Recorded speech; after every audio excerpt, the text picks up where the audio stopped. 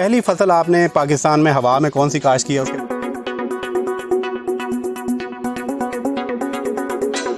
ये खुराक कहाँ से लेते हैं? क्योंकि ज़मीन में तो वो ज़मीन से खुराक लेता है, या हवा में लटक के या कहाँ से खुराक लेता है? इसको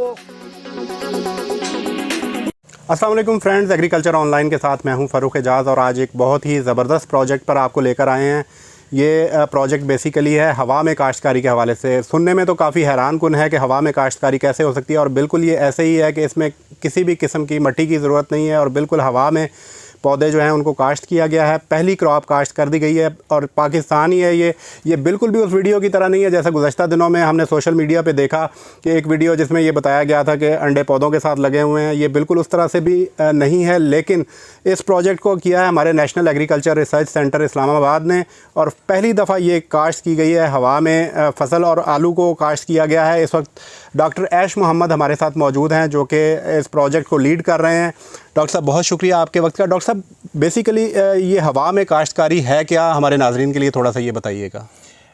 असल में इसको एरोपोनिक्स कहते हैं और ये वाकई हवा में ही होती है कि इसको हम मॉइस्चर कहते हैं। सॉइल लेस एक कल्टीवेशन है कि इसमें हम जो ज़मीन से बाज़ दफ़ा होता है, चूँकि हम इसमें सीड प्रोड्यूस कर रहे हैं तो इन्फेक्शन से बचाने के लिए जो सॉइल बॉर्न इन्फेक्शंस हैं उसको बचाने के लिए इसको हम एरोपोनिक्स में कल्टीवेट कर रहे हैं। अच्छा डॉक्टर साहब, यानी कि आप कहना चाह रहे हैं कि ज़मीन में जब आप काश्त करते हैं तो उससे कुछ डिजीज़ पौधे में आने का चांस होता है जिसकी वजह से आप इसको हवा में काश्त करते हैं? एक तो ये भी है और दूसरा चूँकि हमें नंबर्स ज़्यादा चाहिए होते हैं तो इसलिए हमें इसको इस टेक्नोलॉजी में लेके आते हैं। अच्छा, पहली फसल आपने पाकिस्तान में हवा में कौन सी काश्त की है उसके बारे में थोड़ा सा बताइए। ये पहली फसल तो ये पोटैटो की ही लगी हुई है, ये जो आपके सामने है। बिल्कुल। और ये है potato seed production technology, aeroponics है। यानी इसमें आप पोटैटो का सीड बनाएंगे? जी, पोटैटो का सीड बनाएंगे। अच्छा डॉक्टर साहब, ये फ़र्स्ट टाइम स्टार्ट किया गया और इसकी थोड़ा सा बैकग्राउंड हमें बताइएगा कि वैसे ओवरऑल दुनिया में जो है हवा में काश्तकारी कब से शुरू हुई और पाकिस्तान में क्या ये फ़र्स्ट टाइम है कि पाकिस्तान में हवा में काश्तकारी स्टार्ट की गई? वर्ल्ड में तो बहुत पहले से ही ये कोई 80s से चली हुई है,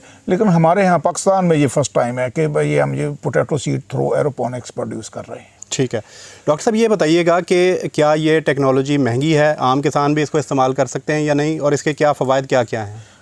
यस कि लिटिल बिट एक्सपेंसिव, थोड़ी सी महंगी ज़रूर है, लेकिन इन द लॉन्ग रन जब इसके बेनिफिट्स आते हैं तो वो उसको उस कास्ट को कवर कर लेते हैं। ठीक है। शुरू में तो इसकी कास्ट लगेगी, वन टाइम इन्वेस्टमेंट है, लेकिन ये आगे चलती रहती है कई साल तक, तो इससे वो कास्ट भी रिकवर हो जाती है और मुनाफा भी कमाते हैं। अच्छा डॉक्टर साहब, अराउंड जो है इस पर कितनी लागत आ सकती है एरोपोनिक्स पे, और दूसरा थोड़ा सा ये भी ब्रीफ कर दीजिएगा कि क्योंकि नाजरीन ये सोच रहे हैं कि हवा में पौधे लगे हुए हैं तो ज़मीन में तो जब लगा होता है तो ज़मीन से खुराक लेता है, तो हवा में ये खुराक कहाँ से लेता है सर? एक तो आपने कास्ट की बात की, कास्ट ये है कि कितनी बड़ी फैसिलिटी है, इट डिपेंड्स। लेकिन ये सिर्फ स्क्रीन हाउसेज हैं और उसके पीछे वो पंप है जो उसको वो करता है, कि बहुत ज़्यादा हाई फाई टेक्नोलॉजी नहीं है। ठीक है। सिर्फ इसकी मैनेजमेंट जो है उसके लिए हम लोगों को ट्रेन भी करेंगे कि कैसे इसको मैनेज करना, वो एक है, लेकिन technology is not too much advanced. ये खुराक कहाँ से लेते हैं? क्योंकि ज़मीन में तो वो ज़मीन से खुराक लेता है, या हवा में लटक के या कहाँ से खुराक लेता है? इसको खुराक हम मॉइस्चर में उसके न्यूट्रिएंट्स जो प्लांट न्यूट्रिएंट्स हैं वो हम उसको मॉइस्चर की शेप में देते हैं। ठीक है। और वो मॉइस्चर जो है इसको हम हर 4 मिनट के बाद 40 सेकंड्स के लिए इसको मॉइस्चर मिलता है।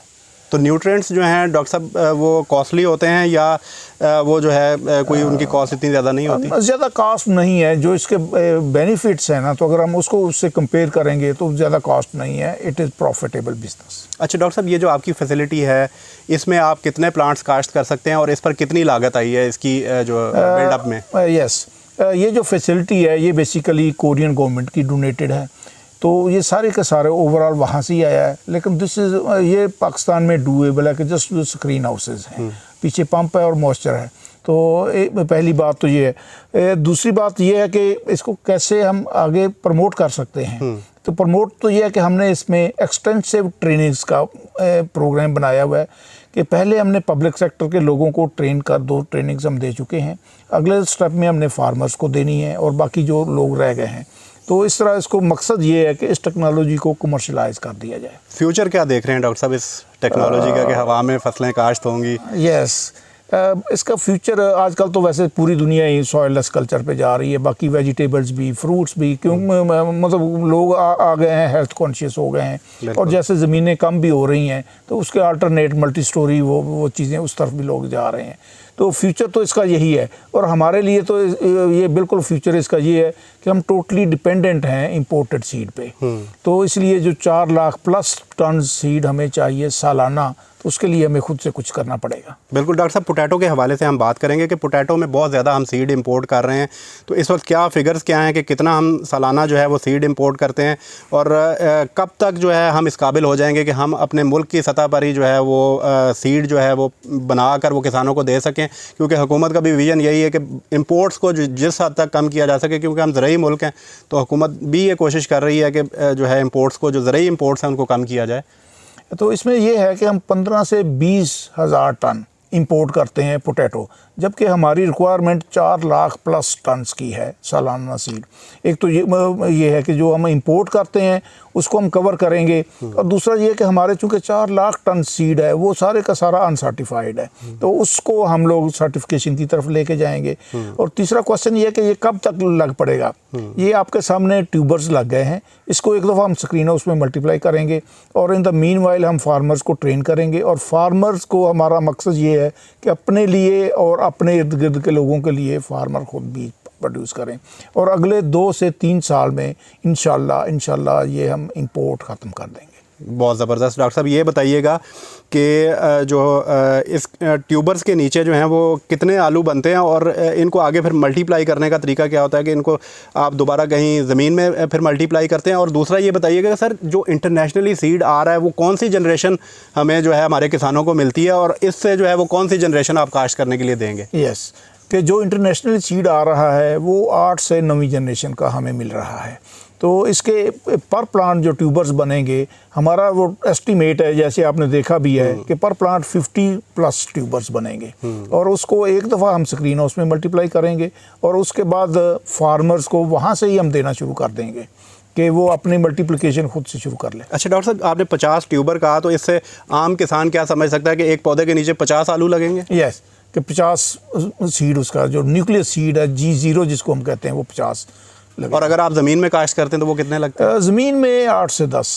ज़बरदस्त, ये तो यानी कि बहुत ज़बरदस्त 5 टाइम्स ज़्यादा इसको इंक्रीज़ है। जी, ज़बरदस्त। तो डॉक्टर साहब, आलू के बाद आप और भी कौन सी फसलें ऐसी हैं जो कि इस टेक्नोलॉजी के ज़रिए यानी कि हवा में काश्त कर सकते हैं, और नेक्स्ट फ्यूचर प्लान्स क्या हैं आपके? हमारा एक तो ये है कि ये पोटैटो चूँकि कोल्ड सीज़न में होता है, सर्दियों में हम इस फैसिलिटी में आलू उगाएंगे, और गर्मियों में हम एक्सपेरिमेंटल तौर पे इसमें जिंजर उगाने का प्रोग्राम हमने बनाया हुआ है कि वो टिश्यू कल्चर के प्लांट्स हमारे आएंगे, तो उसका राइजोम प्रोडक्शन के लिए हम इसको यूज़ करेंगे। वो भी अभी एक्सपेरिमेंटल, ये प्रूव टेक्नोलॉजी है फॉर पोटैटो, लेकिन जिंजर पे हम लोग एक्सपेरिमेंटली इसको शुरू करें। डॉक्टर साहब, ये बताइएगा कि इसमें टाइम ड्यूरेशन जो है क्या वो भी कम होगा, या टाइम ड्यूरेशन उतना ही रहेगा पोटैटो की काश्त के हवाले से? बिल्कुल, ये आपने बहुत अच्छा क्वेश्चन है आपका, कि टाइम ड्यूरेशन इसका हम कम करेंगे वो इस तरह कि हम इसकी शटल मल्टीप्लिकेशन, कि यहाँ से अभी ये जो हम हार्वेस्ट करेंगे इसको हमारा नॉर्दर्न एरिया में GB में हम मल्टीप्लाई करेंगे, एक सीज़न वहाँ का हम उसको करेंगे, ताकि हमारा जो है ना वो टाइम कम हो सके। ठीक है डॉक्टर साहब, इसका जो है मल्टी स्टोरी यानी कि जिस तरह से हम देख रहे हैं कि बाहर के मुल्कों में जो है वो वर्टिकल गार्डनिंग अब स्टार्ट हो गई है, तो ये तो एरोपोनिक्स है, तो अब इसका क्या वर्टिकल गार्डनिंग करके तो इसकी जो है मल्टीप्लिकेशन जो है वो तेज़ की जा सकती है? यस, अगला स्टेप यही है कि जो हमारा रिसर्चेबल होगा कि हम इसको मल्टी स्टोरी उस पर ले जाएँ। अच्छा डॉक्टर साहब, अभी तो ये कॉस्टली है, तो ये बताइएगा कि क्या इन फ्यूचर जो है आप हमारे जो लोकल फार्मर्स हैं उनके लिए कोई ऐसी इसको टेक्नोलॉजी को कोई सस्ता करने का, यानी कि उसका कोई सस्ता सोल्यूशन तैयार करने की भी कोशिश कर रहे हैं? बिल्कुल, ये सारी की सारी जब ये चीज़ें लोकली ये बन रही हैं, सिर्फ उनको असम्बल करना है, और उससे इसकी कास्ट जो है 1/3 पे आ जाएगी।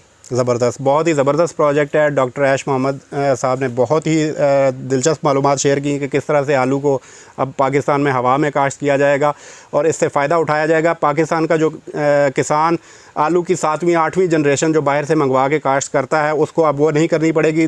तीसरी चौथी जनरेशन जो है अब वो किसान को मिलना शुरू हो जाएगी, उससे प्रोडक्टिविटी भी बढ़ेगी किसान की, और इन फ्यूचर जो है किसान को बहुत ज़्यादा फ़ायदा होगा। और इन दी लॉन्ग रन पाकिस्तान को भी इसका बहुत ज़्यादा फ़ायदा है, क्योंकि बिलियंस ऑफ डॉलर्स का जो है वो सीड आलू का इंपोर्ट किया जाता है, जिससे मुल्क की इकॉनमी को भी नुकसान पहुँचता है और हमारा मुल्क जो है वो खुद कफ़ील हो सकेगा। डॉक्टर साहब आपको और आपकी टीम को बहुत ज़्यादा मुबारकबाद इस प्रोजेक्ट पर, और हम उम्मीद करते हैं कि कामयाबियां आपके कदम चूमेंगी इंशाल्लाह इन फ्यूचर में, और पाकिस्तान को आलू की काश्त में आप जो है वो खुद कफ़ील बनाएंगे। और जिस तरह से आपने बताया कि इन फ्यूचर जो है जिंजर में भी आपका है कि आप इसमें जिंजर को भी काश्त करेंगे, तो इंशाल्लाह आपसे मुलाकात रहेगी और हम अपने नाज़रीन को आगे जिंजर की काश्त भी दिखाएंगे कि किस तरह से जिंजर की काश्त यहाँ पर की जाती है। डॉक्टर साहब से आपके मज़ीद भी कोई क्वेश्चन हो तो आप कमेंट सेक्शन में पूछ सकते हैं। हम कोशिश करेंगे कि डॉक्टर साहब से उन सवालों के जवाब लेकर आपको आगाह किया जा सके। नेक्स्ट वीडियो तक के लिए इजाज़त दीजिए। अल्लाह हाफ़िज़।